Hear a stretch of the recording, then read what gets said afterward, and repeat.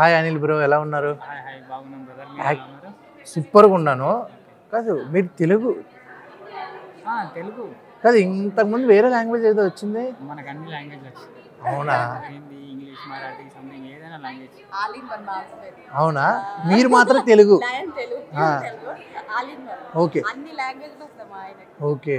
ఇంత అంటే రీల్స్లో కూడా ఇలాగే ఉంటుంది ఫన్ గట్ట. ఎవరి ఐడియా అసలు? ఓ సూపర్. నేను ఐడియాస్ ఇస్తాను, తను సపోర్ట్ చేస్తుంది అనమాట. ఓకే, తను ఎంకరేజ్ చేస్తుంది నా ఐడియాస్కి. తను ఎంకరేజ్ చేయడం వల్ల సపోర్ట్ చేస్తూ వీడియోలు ఇద్దరం చేస్తాము. నన్ను మాత్రం ఎక్కువ చూపిస్తాడు వీడియోలలో. ఓకే. అంటే ఇప్పుడు చాలామంది వైఫ్ ఒకవేళ ఏదైనా చేద్దామంటే భర్త ఒప్పుకోడు, భర్త ఏదైనా చేస్తామంటే భార్య ఒప్పుకోడు. ఇద్దరు కలిసి చేసేటప్పుడు మీ ఇంట్లో పేరెంట్స్ కానీ వీళ్ళ ఇంట్లో పేరెంట్స్ కానీ అబ్జెక్షన్ అలాంటివి చాలా సఫర్ అయ్యి ఇప్పుడు ఈ స్టేజ్కి వచ్చినాం చాలా. కానీ మా ఆయన సపోర్ట్ నాకు ఎప్పటి నుంచి ఉంది. మా అత్తమ్మ వాళ్ళు కూడా ఏమనలేదు నాకు. మా పేరెంట్స్ మాత్రం కొంచెం చెప్పిర్రు, ఎందుకు వీడియోస్ నీకు అవసరమా అది అని చాలా తిట్టిర్రు కూడా. అయితే లేదమ్మా నేను చేస్తూ అది అని ఏడ్చి ఇంకా తర్వాత స్ట్రగుల్ అయ్యి ఇప్పుడు ఓకే అయ్యారు. మా పేరెంట్స్ కూడా ఏమన్నారు. షూట్ కన్నా ముందు మేము ఇద్దరం ఫైట్ చేసుకుంటాం, 1 hour ఫైట్ చేసుకున్న తర్వాత అండర్స్టాండింగ్లో వస్తాం. అప్పుడు తర్వాత కన్వర్జేషన్ స్టార్ట్ అయ్యి షూట్ స్టార్ట్ అవుతుంది. మరి అప్పటి వరకు లేకపోతే వీడియో షూట్ కావు మాకు. ఓకే. కాదు ఇప్పుడు నువ్వు ఒక డైలాగ్ చెప్పినప్పుడు లేదు నేను ఎలా చెప్తా అని అంటారా? రోజు వీడియోలు తీస్తుంటే గొడవలు అయితేనే ఉంటాయి. ఓకే, వీడియోలు తీస్తూ ఉంటాం, గొడవలు అవుతూనే ఉంటాయి.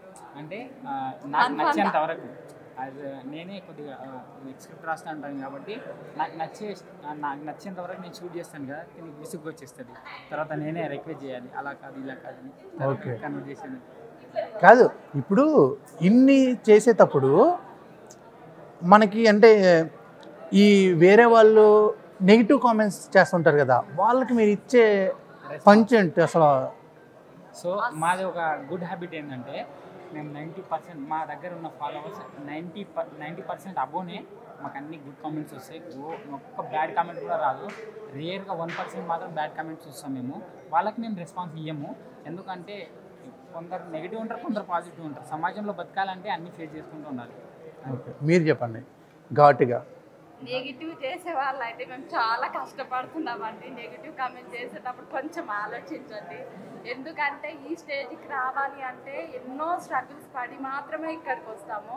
అసలు వీడియో తీయడం అంటే అస్సలు సాధ్యమైన పనే కాదు. ఒక్కొక్క టేక్కి ఎన్నెన్ని కష్టాలు పడతాం అది మాకు మాత్రమే తెలుసు.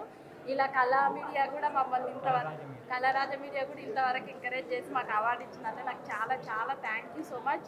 ఇంకా మీకు కూడా ఇంట్రెస్ట్ ఉంటే చెయ్యండి. ఇలా అవార్డ్స్ మేము ఇంకా మీ వల్ల ఇంకెన్నెన్నో పొందాలి. నా ఫాలోవర్స్ అందరికీ థ్యాంక్ యూ సో మచ్. నా సబ్స్క్రైబర్స్ అందరికీ థ్యాంక్ యూ సో మచ్.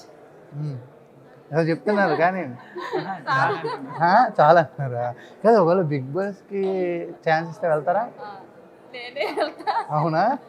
వెళ్ళి మీ ఆయనతోనే గొడవ పెట్టుకుంటారా? రావాలని ఫస్ట్ సీజన్ నుంచి చూస్తున్నా నేను. అవును, మరి ఇప్పుడు కామన్ పీపుల్ గా అని అన్నారు.